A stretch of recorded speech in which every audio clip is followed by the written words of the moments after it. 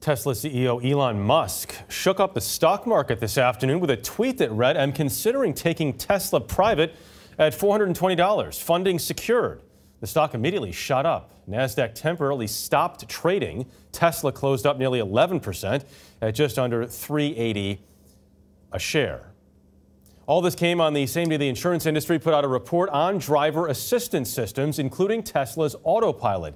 It found they do increase safety, but only if drivers pay close attention to the road.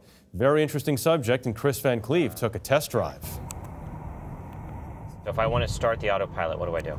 Basically, you want to use the gear lever, just tap that down like you're going to drive again, and then you hear that noise. It's my first time behind the wheel of a Tesla and my first trip with autopilot, the driver assistance technology that has suffered a series of high-profile accidents, including this fatal crash outside San Francisco in March. It tells me to keep my hands on the wheel. Right, and that's, I think, a message that a lot of people miss, unfortunately. That's Tim Stevens, editor-in-chief of CNET's Roadshow. What is autopilot? Autopilot is basically a suite of driver assistance systems, all based on camera and radar sensors built into the car. Particularly on the highway, it'll stay within its lane, it'll speed up or slow down based on traffic, and make it so that the car kind of takes some of the drudgery out of driving on the highway. Tesla says the amped-up cruise control should only be used on divided highways because it requires clearly marked lanes and does not respond to traffic signals or stop signs. I feel like there's this perception that this is a self-driving car, which it very much is not. That misperception, or what the NTSB called over-reliance on vehicle automation, factored heavily in this crash in Florida in 2016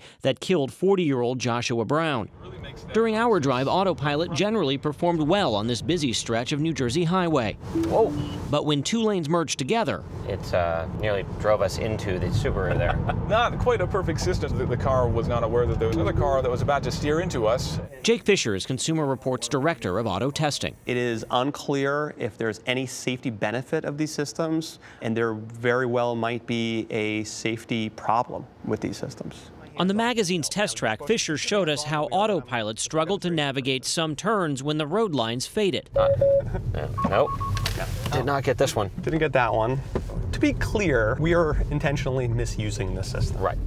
But so are drivers every day. He says autopilot can't monitor where the technology is used or a driver's attention to the road. We're now racing towards the end of the track. Yeah. So I hit hit the the brakes. brakes because I don't want us to get hurt. Tesla declined our request for an on-camera interview to talk about autopilot. We understand the system is set for an upgrade in the coming weeks. Tesla did tell us that autopilot was designed for an attentive driver, and if it is used as directed, they say autopilot is safe. Jeff? So interesting to hear about. Kris Van Cleave, thank you.